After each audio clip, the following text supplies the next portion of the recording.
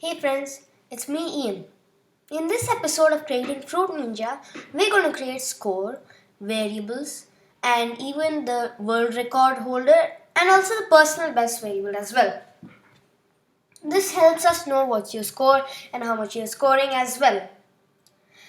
In the last episode, we created a simple version of the Fruit Ninja with the fruits that pop up on your screen and you get a chance to slice them as they go back out of the screen.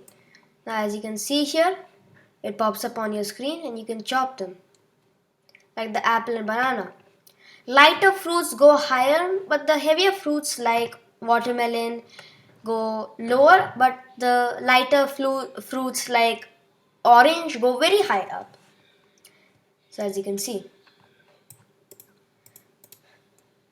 So first of all, let's create a small backdrop. I already have a sample backdrop. As you can see, it's a normal wooden colored board with a few lines drawn.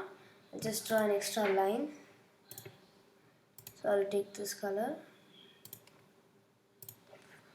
I'll just draw an extra line here. Push here. There you go.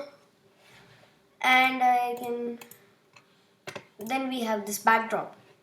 So that creates the game a bit more serious and makes it look a lot in relation to the real game of Fruit Ninja.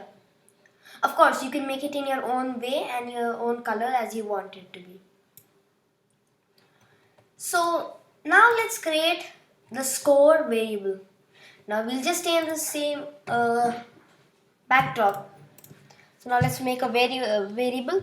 As you can see, it says this variable will be available to all sprites. That's because we are in the backdrop. So we'll name the variable score as we know. So let's name the variable score. Now let's have a when green flag clicked.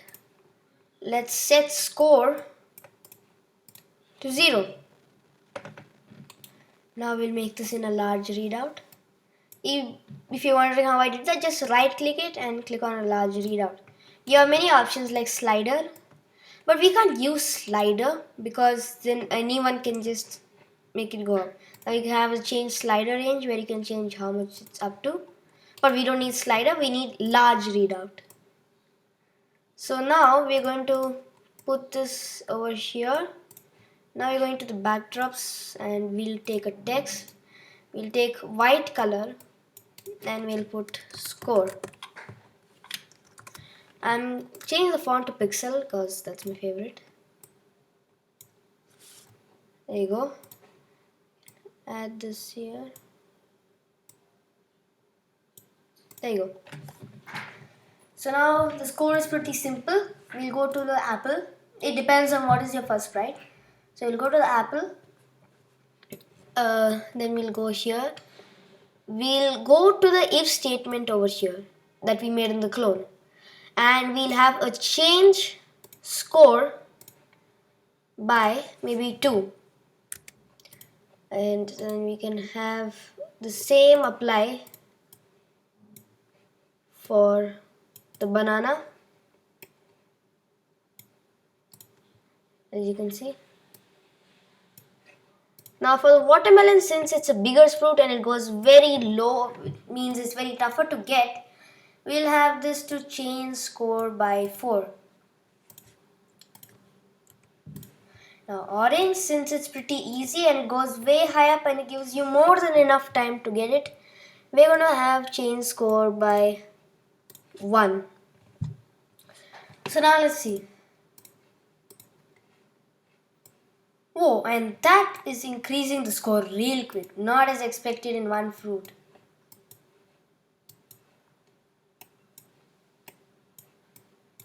It's going way too fast. It's going more than enough.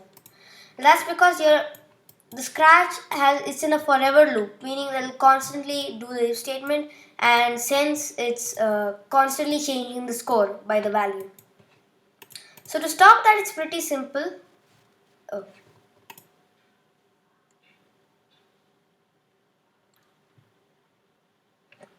It's pretty simple. We just need to go over here, and what we need to do is that we need to take a weight 0.5 2 seconds. Then we have to do the same for all the sprites. Let's take a wait 0.2 seconds. I mean, it's your choice if you want to add the wait 0.2 seconds. If you want to make the score go at high values, you can definitely. But that will look like a bug, so maybe 0.2 here. And 0.2 here. There you go. So now if we see, there you go. It changes by the respected value. As you can see. So yeah, that looks pretty good. So now we have a score, but as you can see, it lags at points. So to reduce the value, let's see. When we put a 0 value, you may think what will happen. Well, if we look at it, there you go. It changes by 1. So 0 is way better. If you'd like, you can change the value to 0.1 as well, but for now I'll keep it 0. So now we have a working score. Now let's add a personal best. Personal best is basically your personal best score that you got. Now let's go back to the backdrops and variables and let's create personal best.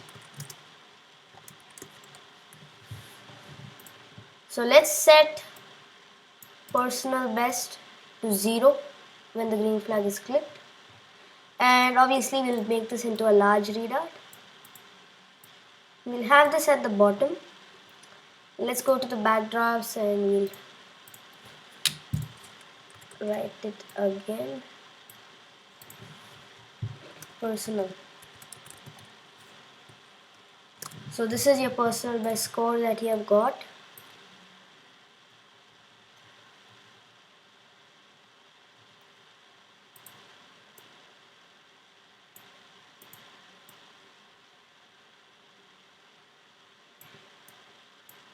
There you go. So we have a personal as well. So now let's make the code for it. I'll just drag this here. There you go. So now for the personal, we'll do the same code in the backdrop itself. Let's grab a forever loop and we'll have an if statement here.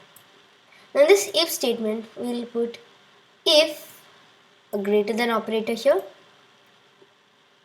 score is greater than personal best, meaning that you have beaten your personal best score. Then we will set personal best to score. Now it looks like a zigzag, it goes here and here, but this means that it'll set the personal best to your score, so you break your own record. So say for example, let some fruits pop up here. So as you can see, these fruits, and I'm just breaking that bug.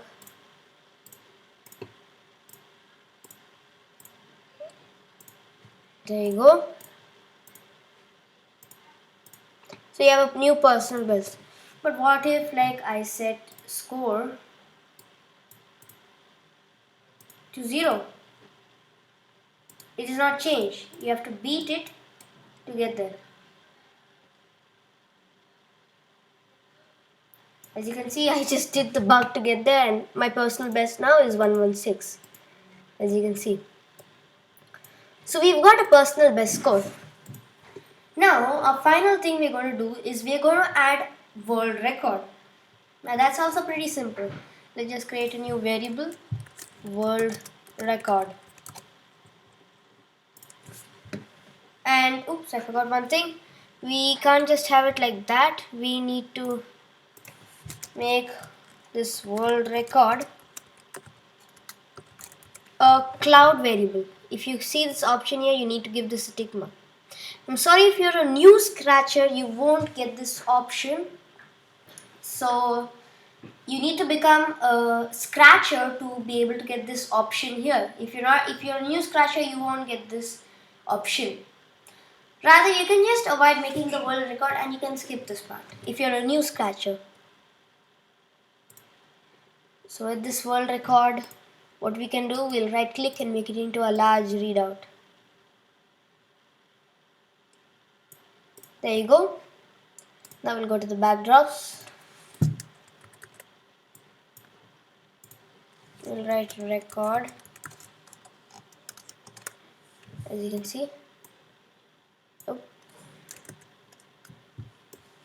And drag it over here.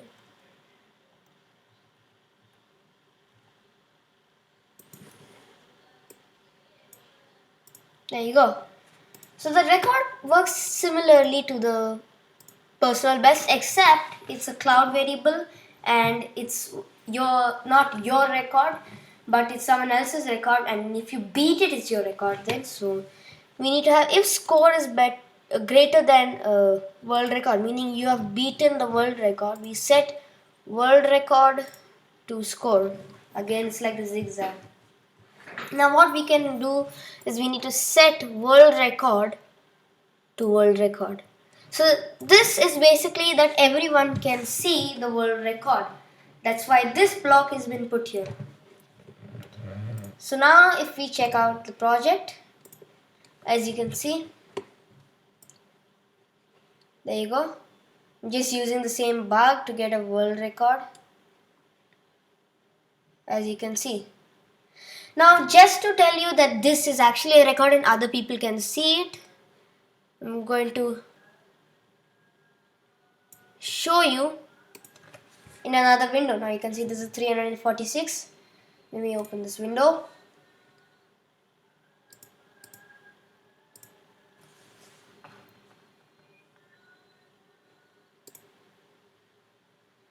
Now as you can see here, the record is 346. Now if I do it over here and I try to beat it, the other person who's playing, basically the other window over there, will be able to see that I've beaten their record. So I'm using the bug. Okay, almost there, and I beat the record. Now if you see here, let's come here. Oh, that's a lot. Now here, as you can see, I can go further. There you see. So now we have a working record, and also we have a working personal best and score. Anyways, that's it for this tutorial, guys. I hope you enjoyed watching it, and I'll see you later.